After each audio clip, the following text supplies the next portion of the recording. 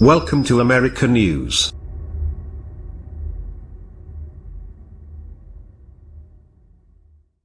Over dinner in Brussels, Prime Minister Theresa May will plead with Europe's top negotiator to help unlock Brexit negotiations, as politicians back in London are sounding out cross-party alliances to try to stop the UK leaving the European Union without a deal.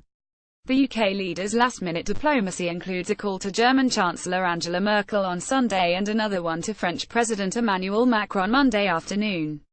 By sitting down in person with EU Commission President Jean-Claude Juncker and Chief Brexit negotiator Michel Barnier, SHES trying to avoid coming home empty-handed from a leaders' summit on Thursday.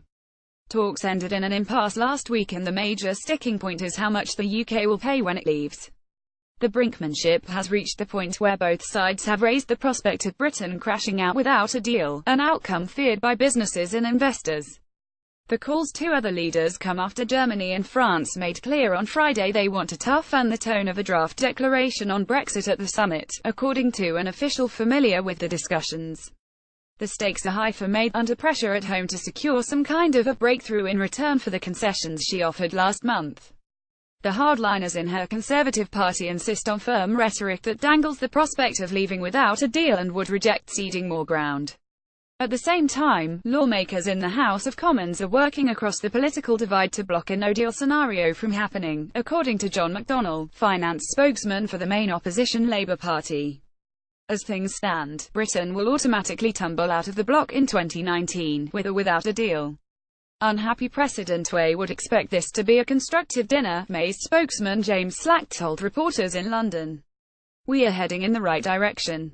We want to make progress in a number of areas as quickly as possible." May will be hoping that the 6:30 p.m. meeting, scheduled to last 90 minutes, will go better than the last time she and Juncker dined together with his chief of staff Martin Selmayr.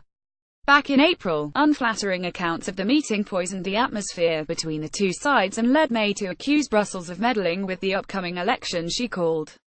That election was a disaster for her, stripping the Tories of their parliamentary majority and leaving the Premier with even less wiggle room. Her landmark Brexit bill, which enshrines all EU law in domestic legislation, is set to be sabotaged by rebels seeking to make a stand. Trouble ahead. A former Chancellor of the Exchequer Ken Clarke, the only Tory to vote against triggering Brexit, has already made his intentions clear. Parliament, if we amend this bill properly, can start binding in the ultra-right members of the Cabinet and the ultra-left members of the shadow cabinet. The potential for cross-party collaboration is growing by the day, with more than 300 amendments already proposed by lawmakers. Labour's Brexit spokesman, Keir Starmer, said HES met Barnier a number of times and stressed that there's no way his party would vote for no deal.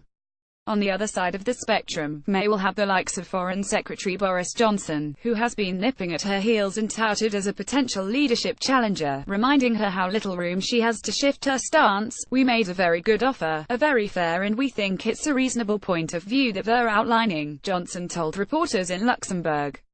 "Let's put a tiger in the tank, let's get these conversations going. And stop letting the grass grow under our feet."